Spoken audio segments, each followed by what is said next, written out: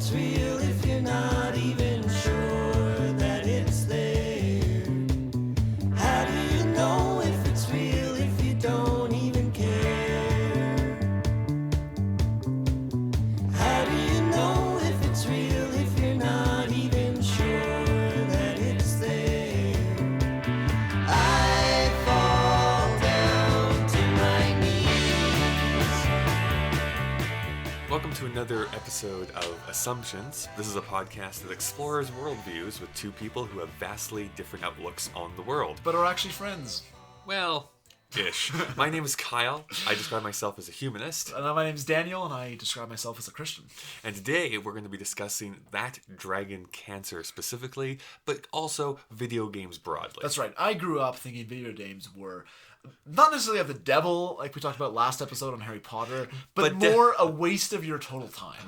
They were Lucifer adjacent, is what they were. They were like, what do you? They ate up whatever was in its wake. So why specifically was that? Oh, the waste of time idea Yeah. behind it. Well, I still have this certain grudge against video games because of the idea that you're not reading something, you're not consuming something, you're not working on something, you're just playing. You never played a Final Fantasy game then. All you do was read in those games. But in the sense that you're not. I loved growing up. I loved playing board games. At least I thought I did. I ended up not. But I remember Wait. Pause. Okay. What do you mean? I would collect board games. Like I'd go to thrift stores and find Okay. like all these board games, but nobody in my family would play them with me. Oh, so you just were playing what, like Operation by yourself? I would just like basically I'd look at like a game of life. I'd be like, this is so cool. I wish I had a life game that I could play with someone. And then I get to the point where I became a young adult and realized I didn't actually like playing games. I would rather read a book. Okay. But my mom, I remember at one point did you ever have that game where I think it was called Rush Hour? It was like this little plastic and these little trucks you have to move around. Oh, sure. To get the car out. Yeah, I was like, I remember really liking that, thinking that pretty cool. My mom said, I'd rather just knit something. I'd rather make something rather than playing this game. And I think that's something that still... and when I played a video game all the way through outside of a couple of iOS games, that Dragon Cancer for this episode, that was the initial hard part that I had, was experiencing rather than completing. Right. Well, I think that even hardcore video game people also have a hard time with that because there's so much stuff coming out. Okay. You don't necessarily finish every game that you do. Video games are this very interesting medium because there can be a time where you cannot finish the narrative. If you are not skilled enough to do a task, you could get to a point where you just cannot advance. Right. It would be like as if you were reading a book and all of a sudden it was just French for like 5 chapters. Like, well, I guess I don't. It gradually turns into French. Yeah, it's like I guess I just don't get to read the rest of this book because I can't do it. It's not like a movie where it, I don't know, turns the screen off after a while. And it just starts subtitles in another language. Yeah, you just. Where it's just like, okay, I guess I'm just not experiencing this piece of media anymore. Right. But video games can have that. And I've been in that scenario. Yeah. There was a game specific. It was this Zelda clone ripoff on the Sega Genesis. Another waste of time. Sure. The game was called Golvellius. They always had these weird random names. I think, is that like backwards for curse God and die? Yes, that's exactly what it is. It says John is dead when you play it backwards. Paul's dead. Damn, screwed that joke up. It was this green-haired little sprite that you were walking around, and you had to defeat this like one area of the map, and then defeat the main person there, and then you get to go to the second area of the map. Anyways, you keep progressing, but there was a point I got into that game where I just couldn't beat it. I could not beat the main boss of that one area. Right. I came back to that game 5 years later and was eventually able to beat it, and I felt so accomplished. It was such an amazing experience. Like, I did this. My brother couldn't even do this. Like, it was because my older brother couldn't even beat the game, and I felt so good that I got to the end of the game. But like I said, like that's a very particular video game thing where you might just not ever get to know what it is. That's the end, or you just get bored. It's like I don't want to. Just don't want to go any further. Okay, so the idea that you're sitting from a computer manipulating a virtual world doesn't appeal to me, even though sitting from a computer watching a recording of a virtual world it does, an animated film, you know. But ask someone who you would say you love video games. I do. I'm not. I love video games, but going back to the time thing, because I have committed to reading a certain amount each year. I create videos. I create podcasts. I work. I'm trying to start a business right now. Like, that is the last thing on my list of things to do. So at you're this like point. my mom in the sense you'd rather create something. Yes.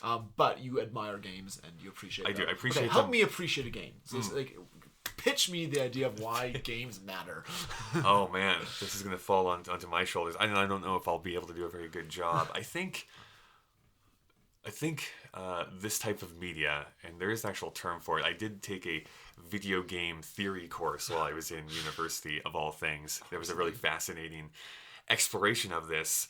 But when you're talking about manipulated worlds, Right. what is different than what a movie is or what a book is that you cannot be passive while playing a video game. Interesting.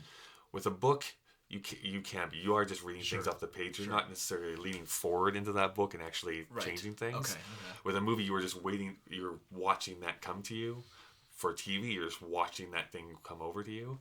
Whereas with a game, you are manipulating what's going on.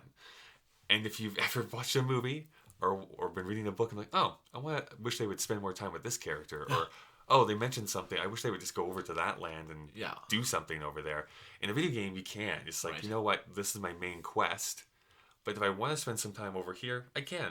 I could just spend my whole day doing this. Narrative, the creator of that story still has to make that land exist. Correct, yeah. So it's not like you can go, oh, I wonder what happens if I start shooting up this game about dragon cancer. Yeah. No, they can't. That's not. There's no guns in the narrative. Correct. You have this marriage between the game designer, the game director, as well as you, and what they're going to allow you to be able to do, as well as what they kind of want to lead you to do. Really great game design makes you want to progress through the story, whether it's a light over here or it's like subtly making you go in one direction so that you are experiencing that narrative in the way that they want you to. There's always going to be people who just don't want to do that and just want to wreck stuff up if they wanted. Sure. The other thing is that the games don't necessarily have to have a narrative. You have the classic Tetris that I think has been played by more people than any other game in the world. But all it is little blocks falling down, and you have to get them in a row, and then it's a puzzle. It's a puzzle game. Right. So just like in every other like books and TV and movies, there's different genres. There's puzzle games, there's role-playing games, there's first-person shooters, there's arcade fighting games, like there's racing games, there's a whole bunch of different genres, and people might gravitate to one over the other. So it's not just narrative, it can just be simulation that video games can offer. So it's like, did you ever wish that you could fly? Well, now you can. You can fly. Right. You ever That sense wish of you control. were? Yeah. You ever wish that you could be like an all-star race car driver? Well, now you can. You can be a race car driver. So there's a little bit of wish fulfillment that kind of goes into there as well. Okay. So if I can sum up, I love one of the things that I've noticed that this podcast I enjoy about it is the sense of hearing an argument that's different than yours and then trying to sum it up. That's a way of understanding it. I think so what I'm hearing is that you're full of crap, Kyle. But let me try and summarize what you're saying by phrasing to a different question. Sure. We're talking about stories on this podcast. Yeah. So how are video games an inherently different kind of story than other games? What you're saying is that video games allow you to be the narrator of that story. Yeah, to you a certain are degree. really experiencing it. Right. You are not in a third-person view of like, I am experiencing someone else do this. In a video game, it's like you are experiencing this. It can be. I shouldn't say that every game is the same. You can have third-person games. You can have first-person games. There's a whole bunch of different ones. I think you can have wholly different experiences, though. Because you are the one who is manipulating it, you can have these really...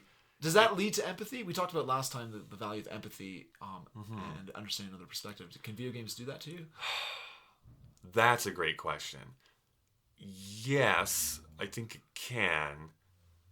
But if you're asking me if I've ever had that, I don't think I have. Okay. That being said, I have not played a lot of the top games from the last probably 10 years. Sure. And just like movies is going through this right now too, where I think most of the interesting movies are coming from the independent world, not necessarily from Hollywood necessarily. Same thing in video games. It's the independent games that are really pushing the medium forward right now. The top 10 video games are a lot of first-person shooters. So if you're looking at what people are buying the most, it is your Battlefields, which is like you're in World War I or II shooting people up.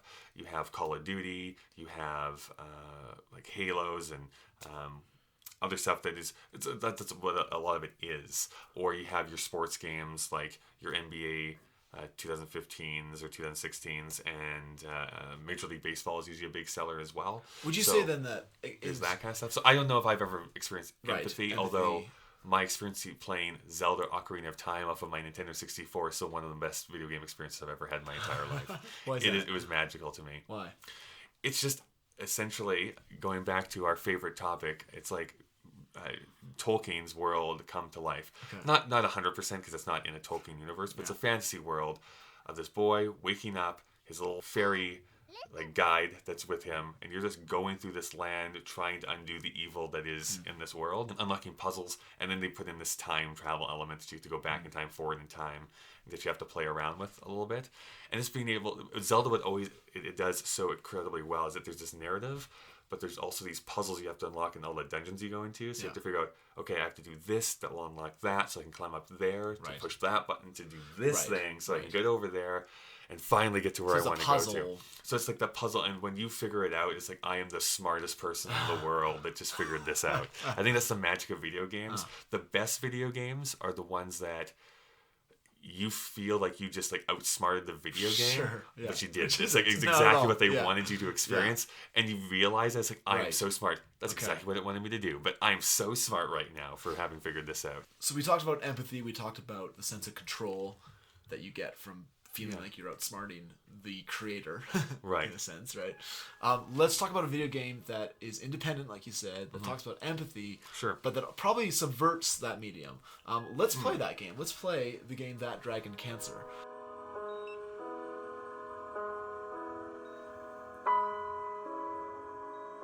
The sunset looks pretty from here. The orange glow cast on the wall.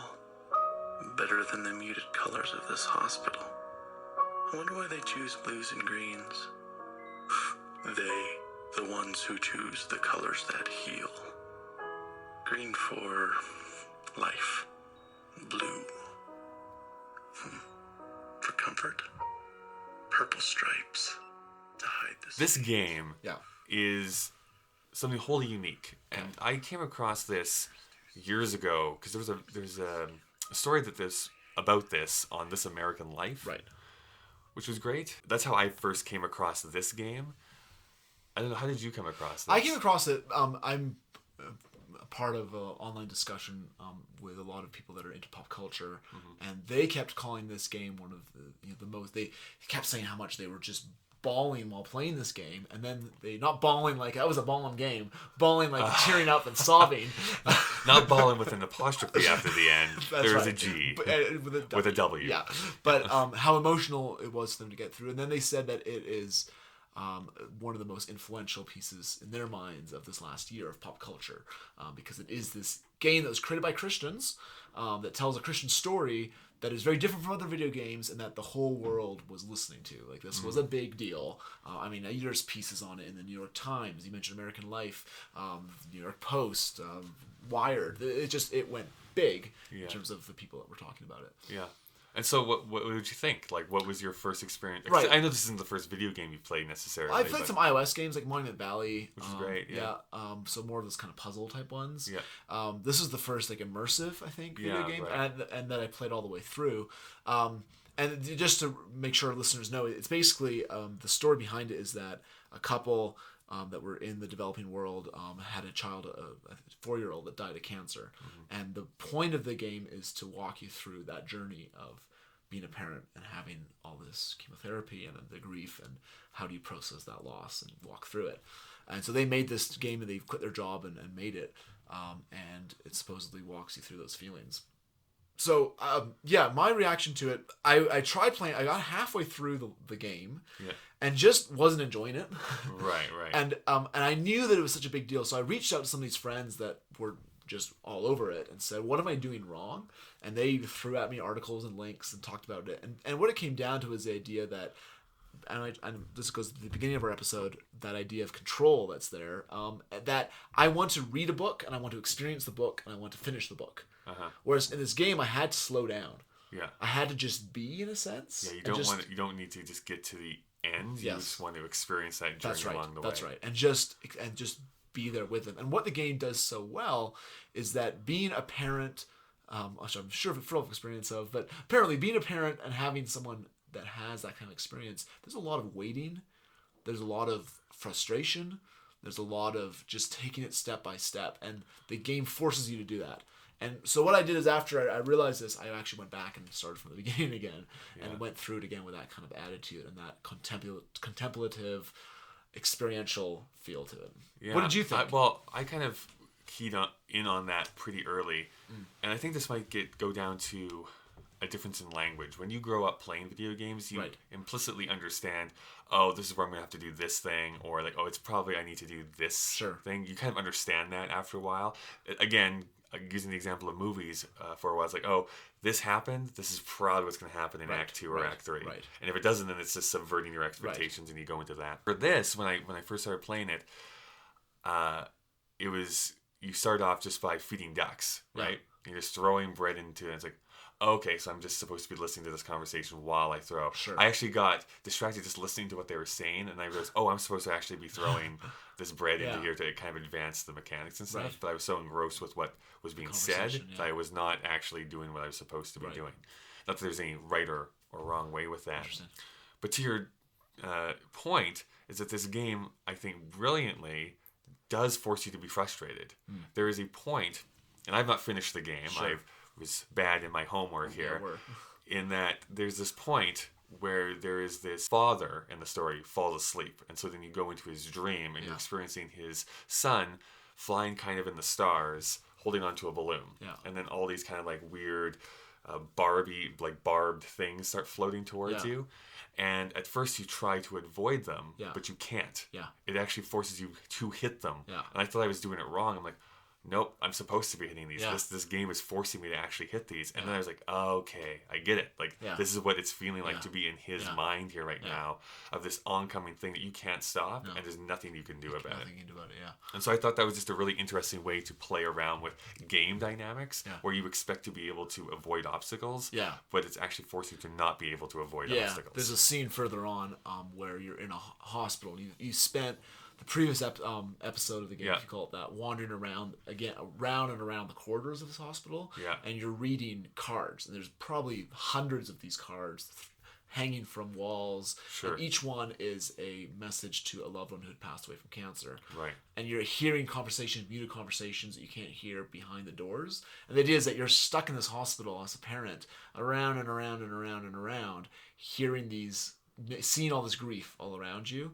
And then one bit you're looking, and there's paintings on the wall, kind of hand-drawn paintings in memoriam to other cancer casualties and these experiences. And you're just walking around and around, and you're doing this for a couple, 20 minutes of this game, experiencing this and hearing all these lives. And then you get into a go-kart, and you're with Joel, the kid, you're the mom and the kid, and you're racing around the hallways, and there's no speed control in the game.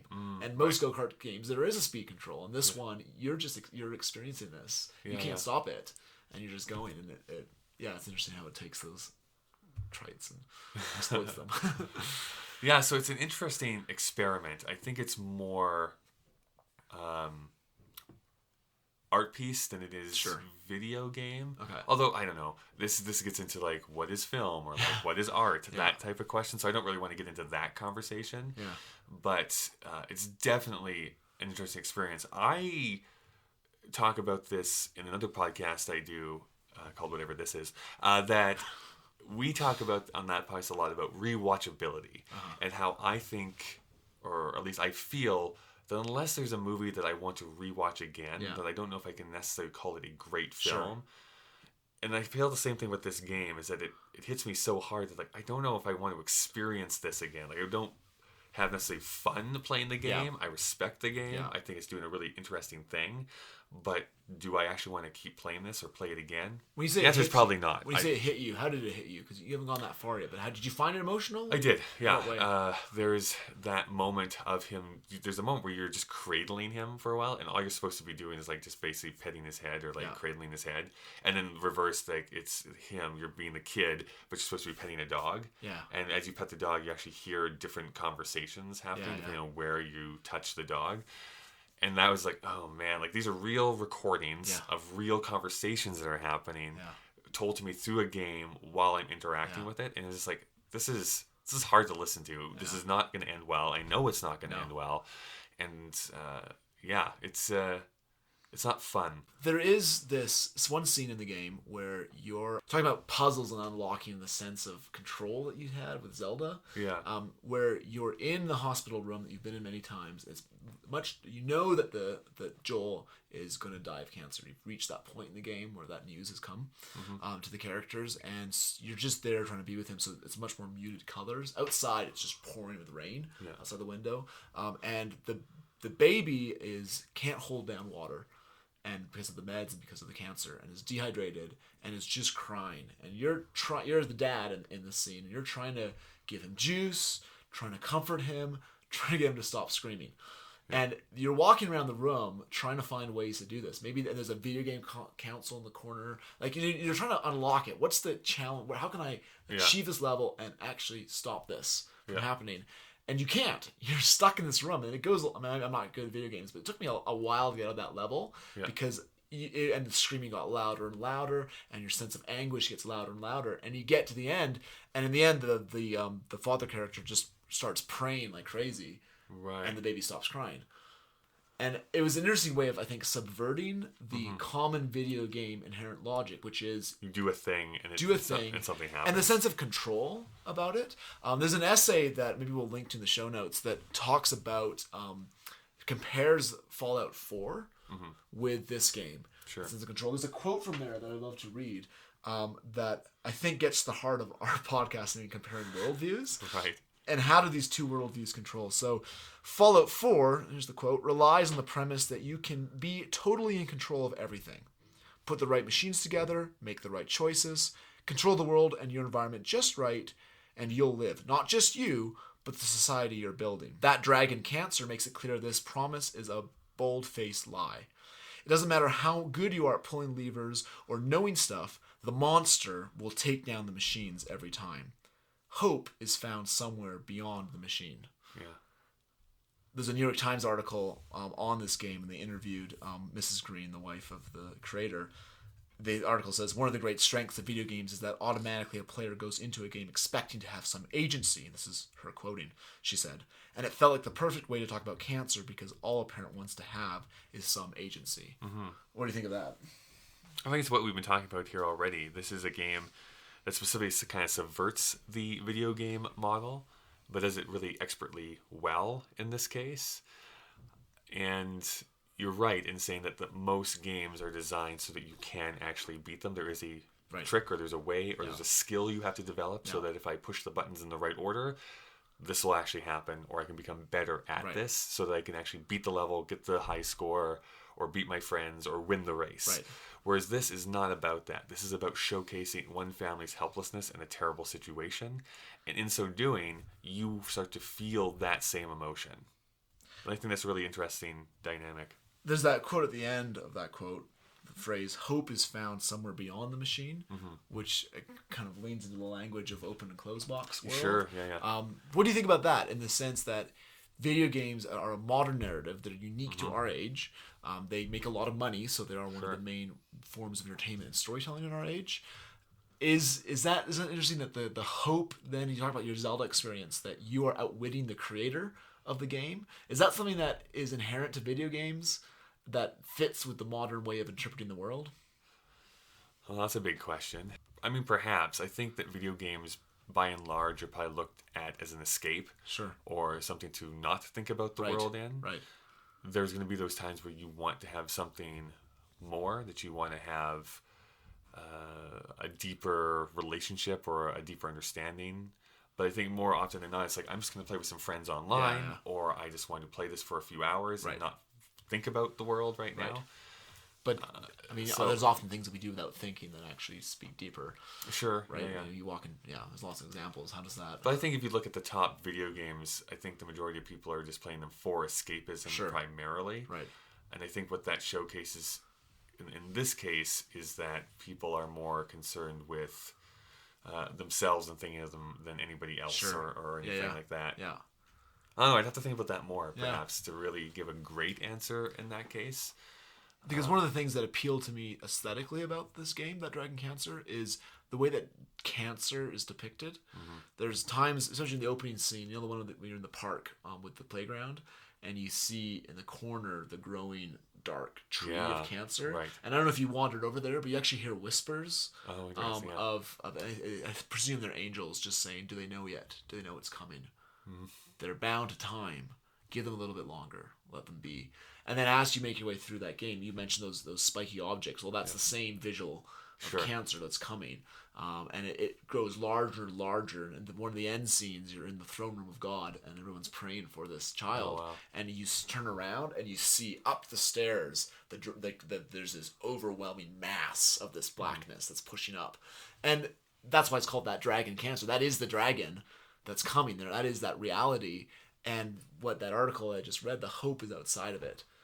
And the hope isn't necessarily that the cancer is going to be beat, but it does acknowledge that there is, coming back to the Harry Potter conversation we had last time, that there is a reality outside, a narrative, a good and evil that's going on that we don't have control over. Right. But we're part of. We have a story to tell in it. We have choices in it, but it's happening. Interesting. I mean, you know what it reminds me of? There's another game that came out a few years ago called the Stanley Parable. I don't know if you've even heard of this or not. It does have a resolution in some ways, but this is really what it is. You start off, it's in the first person view, so you're only, the camera's there, and you are in an office building.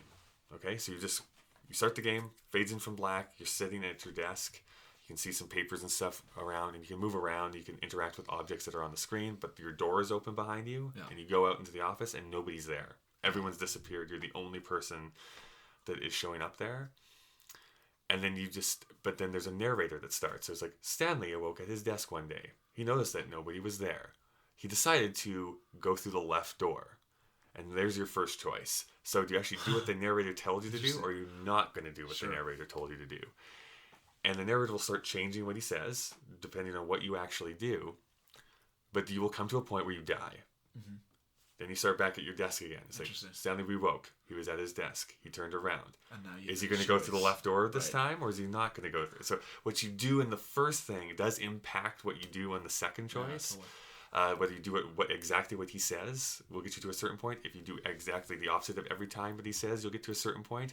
But you have to do a mixture of the two to get to the final resolution of what you're supposed to do in that game. It's a really fascinating thing. It gets actually weirder and weirder and funnier because the narrator starts to make jokes at your expense, and then weird things start to happen on the walls on your fifth or sixth time going through the whole experience. Wow.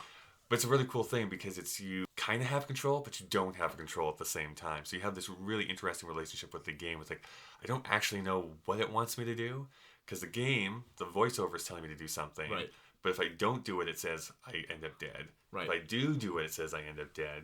So when do I know when not to do it and when to do it? What does it say So you about have to, and I think it's just figuring out that there's a bit of free will that we have in our lives. I've always looked at that narrator as like the God character. Telling you kind of what to do, but you do have your own choice at the end of the day of what you want to do.